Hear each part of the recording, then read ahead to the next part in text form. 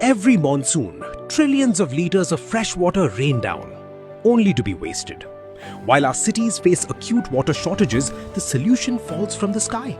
Saving water purifies our environment and air. Rainwater harvesting starts right at home. First, capture clean rooftop runoff. Next, pass collected water through simple mesh, sand and gravel filters. Store this filtered water in underground tanks or sealed drums for household use. Direct excess rainwater into percolation pits to recharge deep underground aquifers. Apartments and offices can install shared harvesting networks to secure water independence. In villages, farm ponds store rain, keeping soil rich and harvests plentiful.